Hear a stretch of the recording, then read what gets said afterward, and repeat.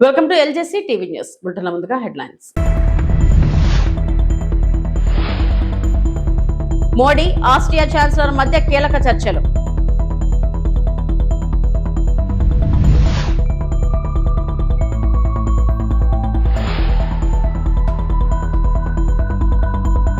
లోక్సభలో డిలిమిటేషన్ మహిళా రిజర్వేషన్ బిల్లులు విపక్షాల వ్యతిరేకత.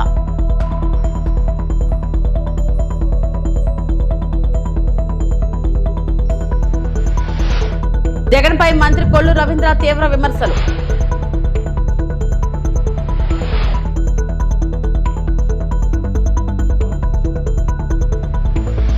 న్యూఢిల్లీలోని హైదరాబాద్ హౌస్ లో భారత ప్రధానమంత్రి Narendra Modi Austria chancellor Christian స్ట్రాకర్లతో ప్రతినిధి స్థాయి చర్చలు నిర్వహించారు. ఈ సమావేశంలో ద్వైపాక్షిక సంబంధాల బలోపేతం, వాణిజ్యం, పెట్టుబడులు, సాంకేతిక రంగాల్లో సహకారం వంటి అంశాలపై విస్తృతంగా చర్చించారు. రెండు దేశాల మధ్య సహకారాన్ని మరింత విస్తరించే దిశగా కీలక నిర్ణయాలు తీసుకునే అవకాశాలు ఉన్నట్లు సమాచారం. ఈ సమావేశం భారత ఆస్ట్రియా సంబంధాలకు మరింత బలం చేకూర్చనుంది.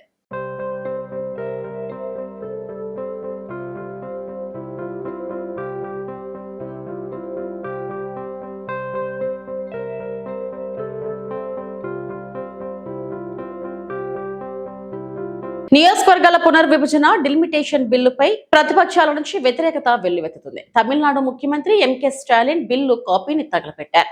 ఎన్నికల ప్రచారంలో భాగంగా స్టాలిన్ గురువారం నామక్కల్లో పర్యటించారు. ఈ సందర్భంగా డిలిమిటేషన్ కు వ్యతిరేకంగా నల్ల దుస్తులు ధరించి తన నిరసనను తెలిపారు. నల్ల జెండాను ఎగరవేసి బిల్లు కాపీని తగలబెట్టారు. ఈ క్రమంలో దీన్ని బ్లాక్ బిల్లుగా అభివర్ణించారు. வரைமுறை பெயரில் மாநில அரசாங்கத்தின் உரிமையை பறிக்காது. தமிழ்நாடு போராடும், தமிழ்நாடு வெல்லும்,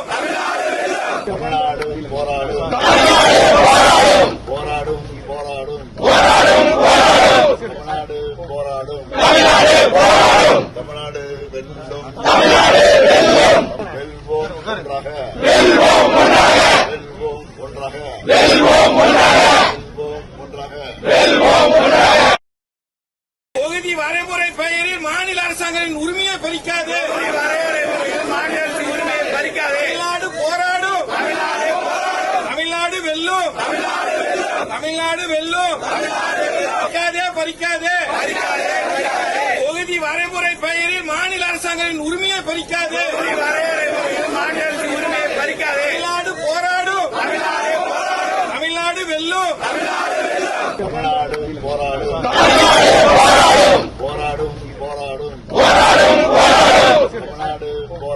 தமிழ்நாடு போராடும், தமிழ்நாடு வெல்லும், வெல்வோம் ஒன்றாக, வெல்வோம் ஒன்றாக. డిలిమిటేషన్ మహిళా రిజర్వేషన్ బిల్లులను ఇవాళ లోక్సభలో ప్రవేశపెట్టారు. అయితే ఆ బిల్లులను విపక్షాలు వ్యతిరేకించాయి. ఆ సమయంలో పలు పార్టీలు తమ అభిప్రాయాలు వ్యక్తం చేశాయి. మహిళా రిజర్వేషన్ బిల్లు కోసం కేంద్రం ఎందుకు తొందరపడుతుందని సమాజ్వాదీ పార్టీ నేత అఖిలేష్ యాదవ్ ప్రశ్నించారు. ముందుగా జనగణన ప్రారంభించాలన్నారు. మహిళా రిజర్వేషన్ కు సమాజ్వాదీ పార్టీ మద్దతు ఇస్తుందని, కానీ డిలిమిటేషన్ ప్రక్రియ ద్వారా మహిళా కోటాను ఇవ్వడాన్ని వ్యతిరేకిస్తున్నట్లు అఖిలేష్ తెలిపారు. ఒకవేళ జనగణన జరిగిన తర్వాత మేం కులగణన గురించి అడుగుతామని, అప్పుడు రిజర్వేషన్ సమస్య వస్తుందని, అందుకే మమ్మల్ని మీరు మోసం చేస్తున్నారని అఖిలేష్ ఆరోపించారు. समाजवादी पार्टी महिला आरक्षण के पक्ष में है और समाजवादी पार्टी का इतिहास रहा है कि हम लोगों ने हमेशा महिलाओं को आगे बढ़ाने के लिए काम किया है। हमारे नेता जिनकी विचारधारा पे हम लोग आगे बढ़ रहे हैं, डॉक्टर राम मनोहर लोहिया, उन्होंने हमेशा जेंडर जस्टिस और सोशल जस्टिस की बात की है। हम समाजवादी लोग जेंडर जस्टिस और सोशल जस्टिस के पक्ष में हैं और महिलाओं का आरक्षण 33% हो उसके भी पक्ष में हम लोग बोल रहे हैं। और ये लड़ाई हमारी निरंतर चल रही है और कहीं न कहीं आरक्षण हमारी पीढ़ी के आह्वान को और मजबूत कर रहा है। लेकिन जिस तरह की बातें हमें सुनने को मिल रही हैं, अब भारतीय जनता पार्टी नारी को नारा बनाने की कोशिश कर रही है।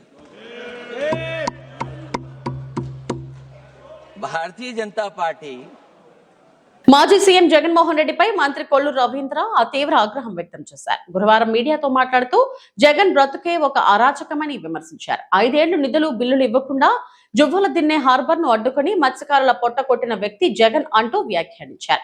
ఫిషింగ్ హార్బర్లలో ఎస్టిమేట్లు పెంచి కమిషన్లు కొట్టేశారని ఆరోపించారు. తాము శరవేగంగా పోర్టులు ఫిషింగ్ హార్బర్లను నిర్మిస్తున్నామని, పూర్తి మౌలిక సదుపాయాలతో జువ్వల దిన్నే ఫిషింగ్ హార్బర్ ను పూర్తి చేస్తున్నామని మంత్రి తెలిపారు.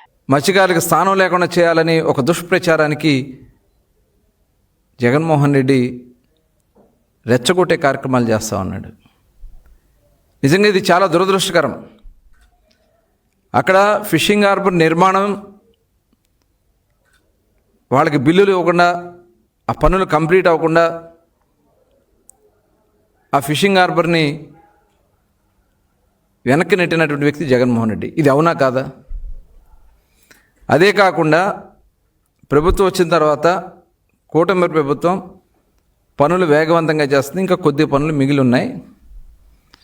అక్కడ 901 మీటర్ల లెంత్లో జెట్టీని నిర్మాణం చేయడం జరిగింది. అక్కడ ఫిష్ ల్యాండింగ్ సెంటర్ కానీ, అక్కడ కోల్డ్ స్టోరేజెస్ కానీ, వాళ్ళకి కావాల్సినటువంటి వలలు కానీ, ఇవన్నీ కూడా భద్రపరచుకోవడానికి గదులు కానీ, అక్కడ ఒక సొఫిస్టికేటెడ్ ఫిషింగ్ హార్బర్ నిర్మాణం జరిగింది. దాన్ని తీసుకెళ్ళి వేరే సాగర్ సొసైటీ, సాగర్ డిఫెన్స్ వాళ్ళకి ఇచ్చేస్తున్నారని చెప్పి ఒక దుష్ప్రచారం చేయడానికి, అంటే అక్కడ మత్స్యకారుల్ని రెచ్చగొట్టడానికి.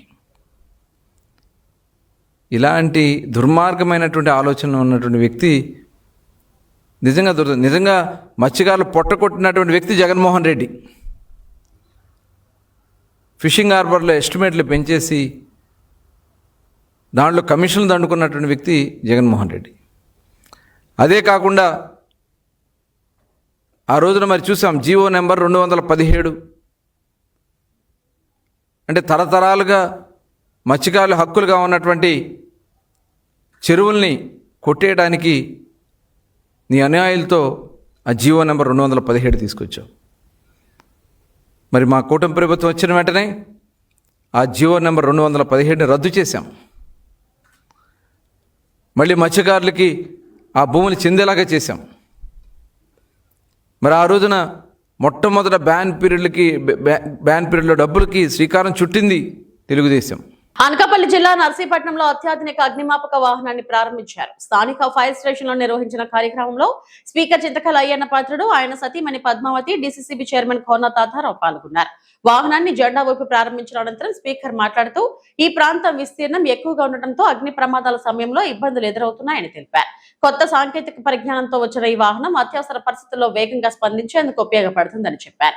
ఇంకా ఒక ఫైర్ ఇంజిన్ అవసరం ఉందని, త్వరలోనే మరొక వాహనాన్ని కూడా తీసుకురావడానికి చర్యలు తీసుకుంటామని హామీ ఇచ్చారు.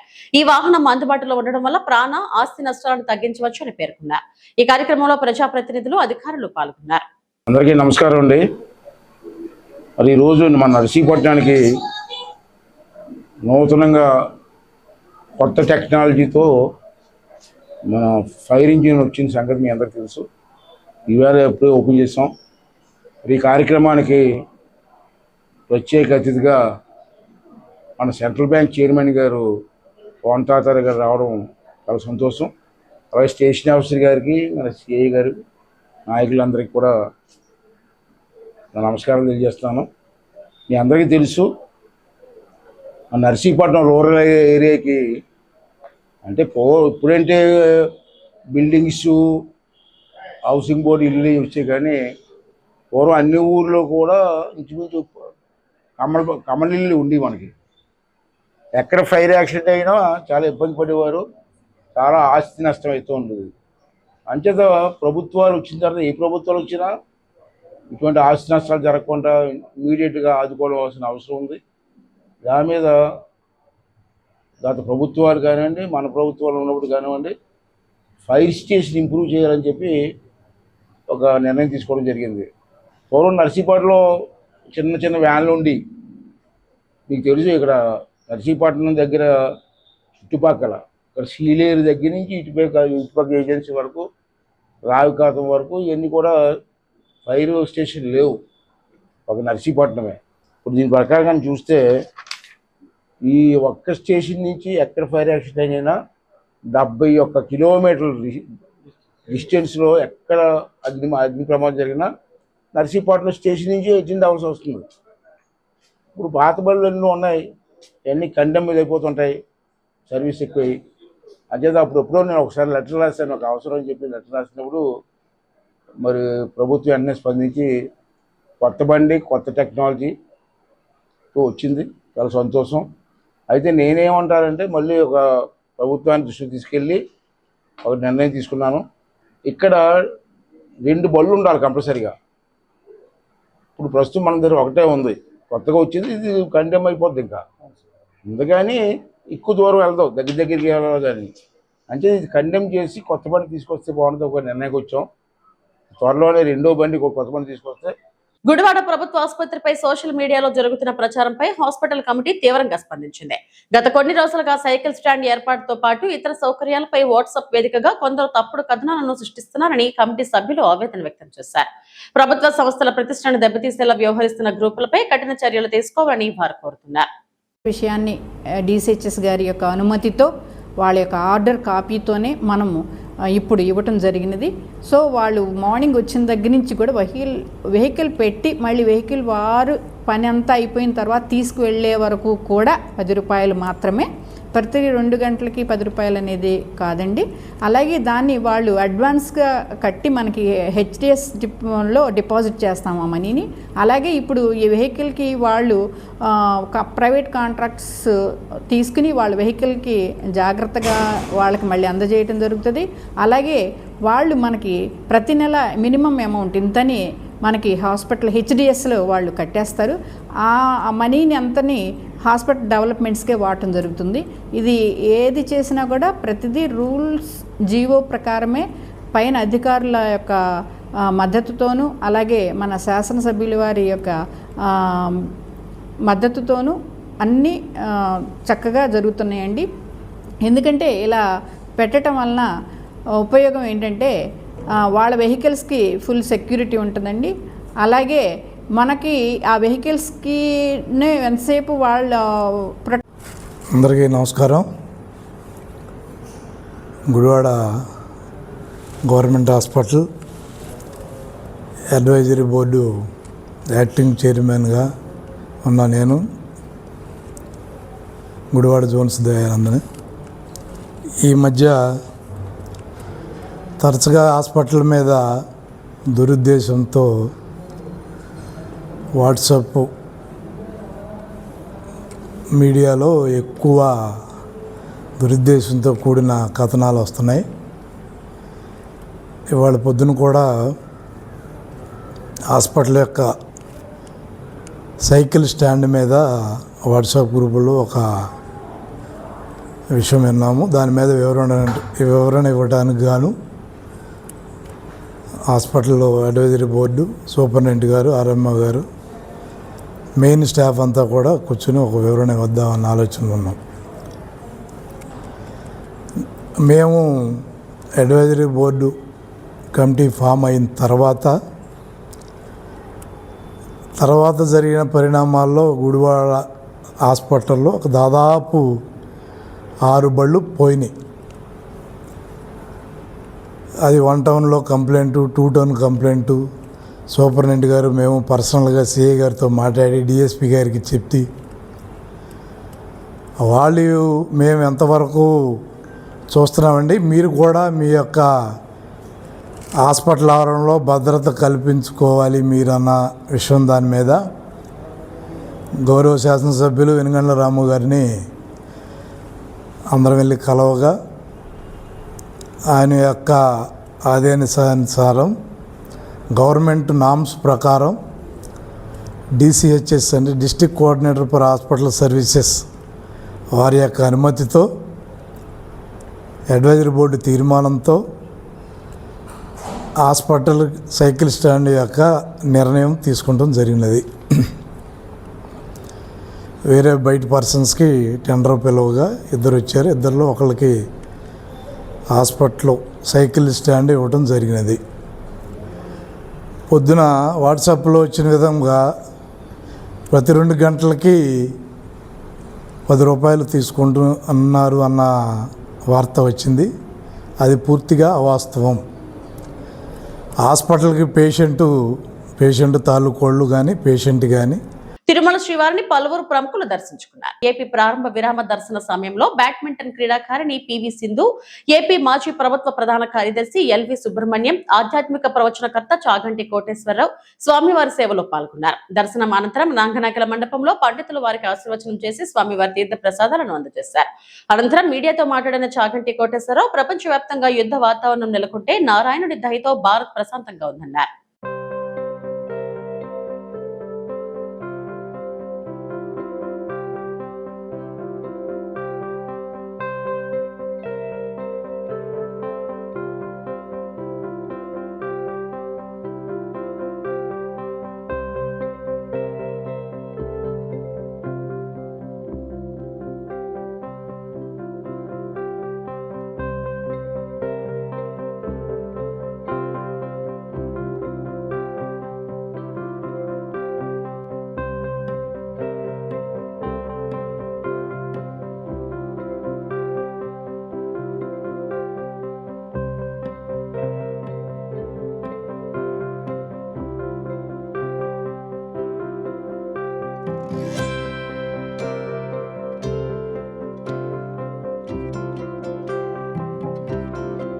పురాణంలో వెంకటేశ్వరుడి గురించి చెప్తూ, అది విగ్రహం కాదు, స్వేచ్ఛయా క్రీడతే తత్ర ఇచ్ఛారూపం విరాజితః. ఆయన అలా నిలబడాలనుకుని నిలబడ్డారు, సాక్షాత్ శ్రీమన్నారాయణుడే అని చెప్పారు. అటువంటి మహానుభావుడు సుదర్శన చక్రం పట్టుకుని నిలబడి ఉండగా మనందరినీ ఆయన నిరంతరం కాపాడతారు. అందుకే ప్రపంచంలో చాలా భాగం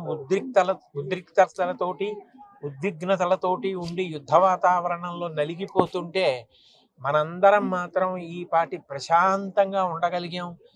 ఎక్కడ ఏ విధమైనటువంటి నష్టం జరగకుండా ప్రశాంతంగా మన పనులు మనం చేసుకోగలిగామంటే సర్వజగద్రక్షకుడైనటువంటి శ్రీమన్నారాయణుడు ఇక్కడ కొలువు ఉండడం, మనని కాపాడడం దానికి కారణం. కాబట్టి మనం చెయ్యగలిగింది ఆయన యందు భక్తితో ఆయన చెప్పినట్లు బ్రతికి ధార్మికంగా ఉండడమే మనం చెయ్యగలిగినటువంటి కర్తవ్యం. ఇవాళ స్వామివారి దర్శనం చేసుకుని ఎంతో సంతోషించి నమస్కారం చేసుకుని వచ్చాం. వైఎస్ఆర్ కాంగ్రెస్ పార్టీ ప్రధాన కార్యదర్శి పూడి శ్రీహరి అరెస్టును అనంతపురం మాజీ మేయర్ వసీం తీవ్రంగా ఖండించారు. మాజీ ముఖ్యమంత్రి వైఎస్ జగన్మోహన్ రెడ్డి వద్ద సిపిఆర్ఓగా పనిచేసిన పూడి శ్రీహరిని విజయవాడలోని ఆయన నివాసం వద్ద పోలీసులు చట్ట విరుద్ధంగా అదుపులోకి తీసుకున్నారని పేర్కొన్నారు. అరెస్టు సమయంలో సరైన చట్టపరమైన విధానాలు పాటించకుండా ఆయన మొబైల్ ఫోన్లు, ల్యాప్టాప్ ను స్వాధీనం చేసుకోవడం ఆందోళనకరమని ఆయన అన్నారు. ఆంధ్రప్రదేశ్ లో పోలీస్ వ్యవస్థను పాలకులు రాజకీయ ప్రయోజనాల కోసం వినియోగిస్తున్నారని, ప్రజాస్వామ్యాన్ని కాపాడాల్సిన ప్రభుత్వమే దానిని దెబ్బతీస్తుందని విమర్శించారు. రెడ్ బుక్ రాజ్యాంగం పేరుతో వైఎస్ఆర్ కాంగ్రెస్ పార్టీ నాయకులపై తప్పుడు కేసులు నమోదు చేస్తూ వేధింపులకు పాల్పడుతున్నారని ఆరోపించారు. పూడి శ్రీహరి అరెస్టు కూడా ఇదే ధోరణిలో జరిగిందని, మాజీ ముఖ్యమంత్రి వైఎస్ జగన్మోహన్ రెడ్డి గారి నెల్లూరు జిల్లా జువ్వెలదిన్నె ఫిషింగ్ హార్బర్ పర్యటన నుంచి ప్రజల దృష్టిని మళ్లించేందుకు పాలక పార్టీ తీసుకున్న చర్యగా అభివర్ణించారు. గతంలో జగన్మోహన్ రెడ్డి గారికి చీఫ్ పబ్లిక్ రిలేషన్స్ ఆఫీసర్గా కూడా పనిచేసిన వ్యక్తి పూడి శ్రీహరి గారిని ఏ విధంగా అరెస్ట్ చేసిన విషయం కూడా యావత్ రాష్ట్రం కూడా నిన్న చూడడం జరిగింది. నిన్నటి రోజున శ్రీహరి గారు జగన్మోహన్ రెడ్డి గారికి ఆయన నివాసంకి వెళ్ళి కలిసి వాపసు మరి ఇతని ఇంటికి వెళ్తున్న సమయంలో పోలీసులు మఫ్టీలో వచ్చి ఆయన కార్ని ఆపి అక్కడ ఉన్నట్టు ఆయన కారులోంచి బయటికి బలవంతంగా తీసుకెళ్ళి పోలీసు వాళ్ళ కార్లో తీసుకెళ్ళే విషయం కూడా మనం అందరూ కూడా ఒకసారి గమనించాం. అతనితో పాటు ఇంకో వ్యక్తి ఉన్నారు, అతన్ని కూడా బెదిరించి ఇతన్ని తీసుకుని వెళ్ళిన విషయం కూడా మనం చూసాం. ఇతను తీసుకుని వెళ్ళడమే కాకుండా మరి కొంతమంది పోలీసులు శ్రీహరి వారి ఇంటికి వెళ్ళి ఇంట్లో సోదాలు చేసిన విషయం కూడా మనందరూ కూడా ఒకసారి గమనించాం. కుటుంబ సభ్యులందరూ కూడా ఎక్కడ తీసుకెళ్లారు, ఎందుకు తీసుకెళ్లారంటే కన్నా ఏం చెప్పకపోవడం కూడా ఏ విధమైన రాజ్యాంగం వీళ్ళు నడిపిస్తున్న విషయం కూడా ప్రజలందరూ కూడా ఒకసారి గమనించాల. కేవలం కక్ష సాధింపుతో వైఎస్ఆర్సీపీ నాయకులు ఎవరైతే వైఎస్ జగన్మోహన్ రెడ్డి గారికి దగ్గరగా ఉన్నారో, ఎవరైతే కూటమి నాయకులు కూటమి ప్రభుత్వానికి సంబంధించి వారి తప్పుల్ని ఎత్తి చూపిస్తుంటే వాళ్ళని అప్పటికప్పుడు ప్రశ్నిస్తుంటే వాళ్ళని టార్గెట్ చేస్తూ ఖచ్చితంగా ఈరోజు వాళ్ళని ఇబ్బంది పెట్టాలని చెప్పేసి ఈరోజు అక్రమ అరెస్టులు చేస్తున్న విషయం కూడా అందరూ గమనించాలి. అసలు పోలీస్ వ్యవస్థ ఉందా లేదా అని కూడా అనుమానం కలుగుతుంది ఈరోజు. అసలు పోలీస్ అనేవారు న్యాయం వైపు ఉండాలి. కేవలం వాళ్ళు కూటమి ప్రభుత్వానికి చూసుకొని ఏ విధంగా కూటమి నాయకులు చెప్తున్నారో ఆ విధంగా ముందుకు పోతున్న విషయం కూడా ప్రజలందరూ కూడా ఒకసారి గమనించాలని తెలియజేస్తున్నాను. అదేవిధంగా నిన్నటి రోజున జగన్మోహన్ రెడ్డి గారు నెల్లూరు జిల్లా జువెల్ దిన్నాకి షిప్పింగ్ హార్బర్కి సంబంధించి అక్కడ అన్యాయాలకు గురవుతున్నారని చెప్పేసి కూడా అక్కడ వెళ్ళడం జరిగింది. ఎక్కడైతే ఆయన వెళ్తారో జనం ఏ విధంగా వస్తున్నారో, జనసముద్రం ఏ విధంగా ఉందో కూడా ప్రజలందరికీ తెలుసు. వేసవి దృష్ట్యా అగ్ని ప్రమాదాలు సంభవించకుండా తీసుకోవాల్సిన జాగ్రత్తలపై అవగాహన కల్పిస్తూ అగ్నిమాపక వారోత్సవాలు అనంతపురం పట్టణంలో జరుగుతున్నాయి. అనంతపురం పట్టణంలో నిర్వహించిన వారోత్సవాల్లో అగ్ని ప్రమాదాలు సంభవించినప్పుడు తీసుకోవాల్సిన జాగ్రత్తలపై పాఠశాల విద్యార్థులకు, అపార్ట్మెంట్లలో నివసిస్తున్న ప్రజలకు అవగాహన కల్పిస్తున్నారు. అపార్ట్మెంట్లలో అగ్ని ప్రమాదాలు జరిగినప్పుడు ఎలాంటి చర్యలు తీసుకోవాలి అని కళ్ళకు కట్టినట్లు చేసి చూపించారు. అలాగే వంట ఇంట్లో గ్యాస్ లీక్ అయినప్పుడు జరిగే ప్రమాదాల నుంచి తీసుకోవాల్సిన జాగ్రత్తలను అగ్నిమాపక శాఖ సిబ్బంది వివరించారు. అనంతపురం పట్టణ ప్రజలకి అనంతపురం అగ్నిమాపక శాఖ తరపున శుభాభివందనాలు తెలియజేసుకుంటూ ఏప్రిల్ 14th నుండి 20th వరకు అగ్నిమాపక వారోత్సవాల్లో భాగంగా ఈరోజు అపార్ట్మెంట్స్లో రాష్ట్ర వ్యాప్తంగా అపార్ట్మెంట్స్లో చేస్తున్నారు. అందులో భాగంగా అనంతపురంలో కూడా మనకి ఈ పద్మావతి ఎన్క్లేవ్ అని చెప్పేసి, తర్వాత ఈ పక్క అపార్ట్మెంట్లు, వీళ్ళందరూ కలిసి ఇక్కడ ప్రజలంతా వచ్చినారు. వీళ్ళకి వంట చేసేటప్పుడు ఏమేం పొరపాట్లు చేస్తారు, లేదా ఎలక్ట్రికల్ సేఫ్టీ ఎక్విప్మెంట్ని ఎలా డీల్ చేసేటప్పుడు చేసే పొరపాట్లు ఏంటి, వీటి పట్ల అవగాహన కల్పించడానికి ఈరోజు అనంతపురం అగ్నిమాపక కేంద్ర సిబ్బంది అధికారి అందరూ వచ్చి ఇక్కడ అవేర్నెస్ కల్పించడం జరిగింది. ఇక్కడ వంట చేసేటప్పుడు ముఖ్యంగా ఈ యొక్క గ్యాస్ సిలిండర్ని ఎక్కడ ప్లేస్ చేసుకోవాలి, గ్యాస్ లీక్ అయినప్పుడు ఏం చేయాలి, గ్యాస్ ఒకవేళ లీక్ అయినప్పుడు ఎక్కడ ఎలక్ట్రికల్ లైట్లు ఆన్ చేయాలా, ఆఫ్ చేయాలా, లేదా డోర్స్ ఓపెన్ చేయడము, విండోస్ ఓపెన్ చేయడము, అదేవిధంగా ఎటువంటి స్విచ్ ఆపరేషన్లు చేయకుండా ఉండడము, ఇటువంటి కార్యక్రమాలన్నింటినీ కూడా వీళ్ళకి విశదీకరించి ప్రాక్టికల్గా వాళ్ళతో కూడా చేపించి అవగాహన కల్పించడం జరుగుతుంది. ముఖ్యంగా ఏంటంటే ఈరోజు మనము ఒకవేళ ఈ అపార్ట్మెంట్లో ఏదైనా ఫైర్ అయ్యి ఇప్పుడు చాలా చోట్ల కొంతమంది అక్కడ ఉన్నటువంటి మార్గాలు బ్లాక్ అయిపోవడం వల్ల ఏం చేయాలో తెలియక కొంతమంది పైనుంచి కిందికి దూకేస్తున్నారు. అట్లా దూకి కింద పడి చనిపోవడం ఇవి కూడా జరుగుతుంది. అట్లా జరగకుండా ఇప్పుడు మనకి డెమాన్స్ట్రేషన్ కూడా ఇక్కడ చేస్తున్నాం. మేము పైనుంచి కిందికి మన దగ్గర అందుబాటులో ఎటువంటి నిచ్చెన కానీ ఎటువంటి స్టెప్స్ కానీ లేనప్పుడు ఒక చీరల సహాయంతో, ఎందుకంటే ముఖ్యంగా మా డీజీ గారు పివి రమణ గారు యొక్క వినూత్నంగా జరపాలి ఈసారి అని చెప్పి ఆదేశించడం వల్ల ఇటువంటివి కూడా మేము ధైర్యం చేసి చేస్తున్నాము. పబ్లిక్ని పైనుంచి కూడా కిందికి దించడం, ఏదైనా ఎమర్జెన్సీలో ఒక చీరలను ఉపయోగించి పైనుంచి కిందికి ఎలా దిగి రావాలి, లేదా పంచెల్ని తాడులాగా ఉపయోగించి పైనుంచి కిందికి ఎలా దిగి రావాలి అనేది డెమాన్స్ట్రేషన్ చేసి కూడా ఇప్పుడు చూపిస్తున్నాం. ఆంధ్రప్రదేశ్ తీర ప్రాంతంలో సాగర్ కవచ్ ఎక్సర్సైజ్ విజయవంతంగా ముగిసింది. మెరైన్ పోలీసులు, కోస్ట్ గార్డ్, నేవీ ఆధ్వర్యంలో ఏప్రిల్ 14, 15 తేదీల్లో 2 రోజుల పాటు ఈ విన్యాసాలు నిర్వహించారు. శ్రీకాకుళం జిల్లా బారువ నుంచి శ్రీహరికోట వరకు సుమారు 1054 కిలోమీటర్ల తీరేఖలో ఈ ఎక్సర్సైజ్ జరిగింది. దాదాపు 1750 మంది పోలీసు అధికారులు, సిబ్బంది ఇందులో పాల్గొన్నారు. ఐజీపీ గోపీనాథ్ జెట్టి పర్యవేక్షణలో ఈ కార్యక్రమం నిర్వహించారు. సాగర్ తీర భద్రతలో ఉన్న లోపాలను గుర్తించి బలోపేతం చేయడమే ఈ విన్యాసాల ముఖ్య ఉద్దేశం. ఈ సందర్భంగా 14 ప్రాంతాల్లో చొరబాటు ప్రయత్నాలు చేస్తున్న రెడ్ ఫోర్స్ ను బ్లూ ఫోర్స్ సమర్థంగా అడ్డుకొని 30 మందిని అదుపులోకి తీసుకున్నారు. 2 రోజుల పాటు సాగిన ఈ ఎక్సర్సైజ్ విజయవంతంగా పూర్తయింది.